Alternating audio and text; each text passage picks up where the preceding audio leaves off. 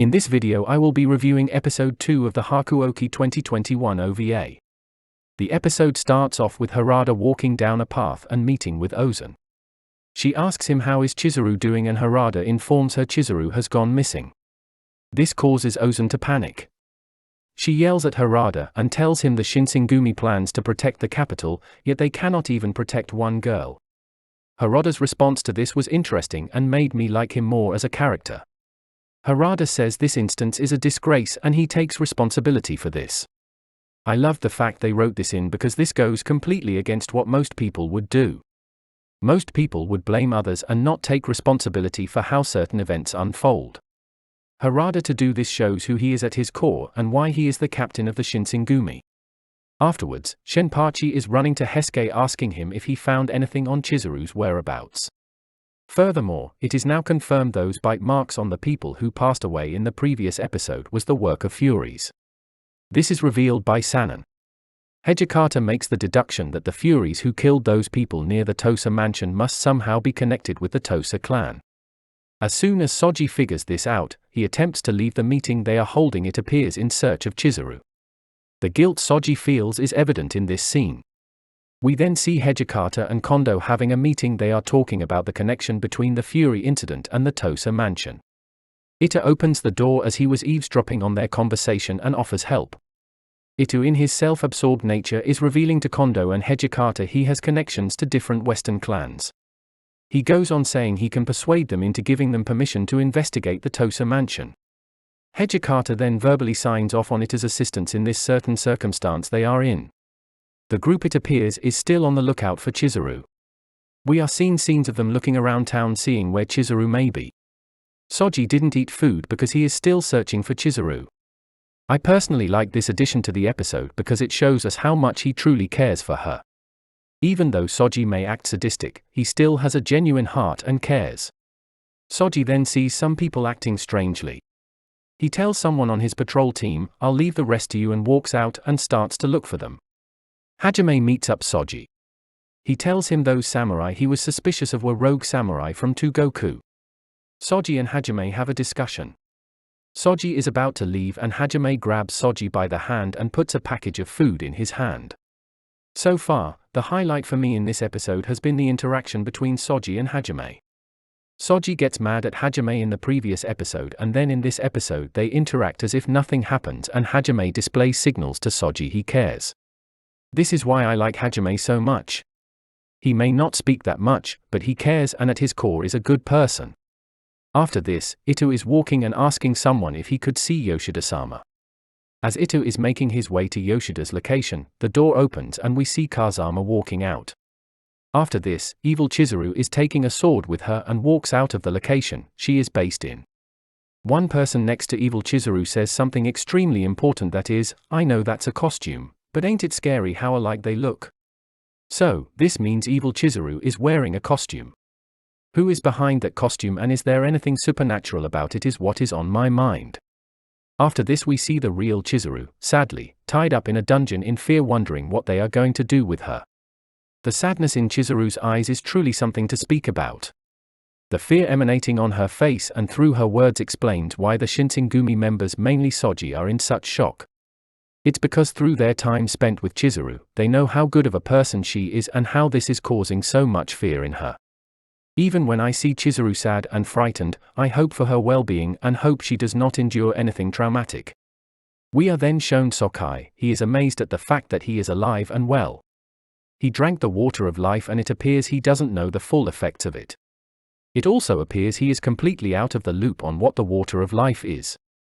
We are then shown Yamazaki telling Hesuke and Harada there is a Chizuru look-alike. Supposedly, inspectors tried following her but lost her. Harada and Hesuke are on the lookout for Chizuru and Sokai.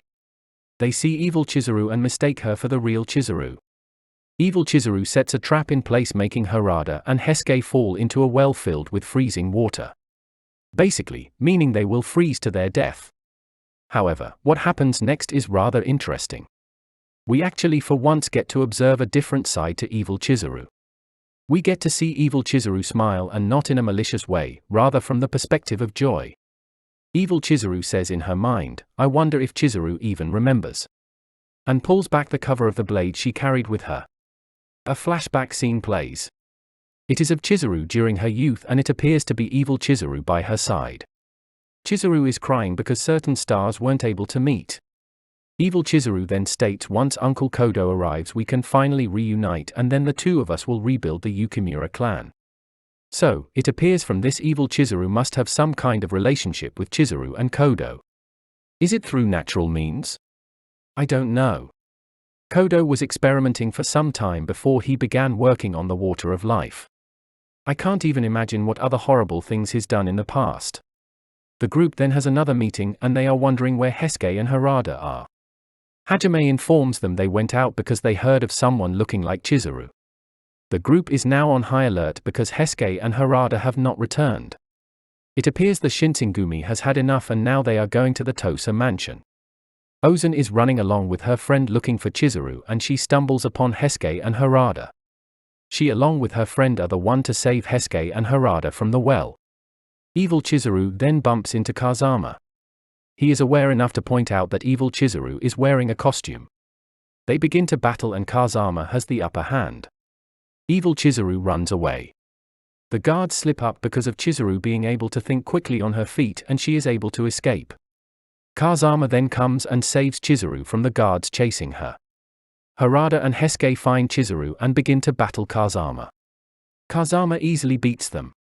Then Soji comes and attacks him, however, their battle is stopped midway because of Chizuru telling him Kazama saved her. After this event unfolds, the gang all meet up. Chizuru informs everyone that they play to assassinate the shogun. Harada, Shenpachi, and Hesuke then begin to talk about Chizuru still feeling down mainly because Sokai has not been found. So the group tries to cheer her up by buying her something. After this we see Sokai experiencing the side effects of the Water of Life and then the episode end. Now, let's begin on with the review for this episode. Personally, I think this episode was not a good follow-up from the previous episode.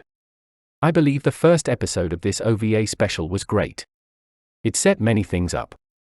There were a lot of things going for this storyline which made me excited to watch it. However, the execution of these stories was not so great. For example, Harada and Hesuke just happened to be found by Ozan. In addition, evil Chizuru just happened to bump into Kazama in the middle of nowhere. Chizuru outsmarted the men who held her captive just in time as the story reached the point where the mansion was getting raided by the Shinsengumi. Evil Chizuru being related to Kodo was a good addition, however, I feel like it could have been established in a different way. She didn't necessarily have to blurt it out. As for Hesuke and Harada being saved, I think it could have been done better, same goes for Chizuru. As for the Tosa mansion being attacked by the Shinsengumi, I think there should have been more emphasis on that. Instead of it being only for around 2 minutes. Perhaps extending it for several minutes and showing much more could have saved this episode. In short, the first episode did a wonderful job creating suspense and interest, but the follow-up was adequate. I'm still curious to see what happens in the next episode. This is the video for today and I would like to know what your thoughts on this episode are. Feel free to post them in the comment section. Thank you for watching the video and have a great day.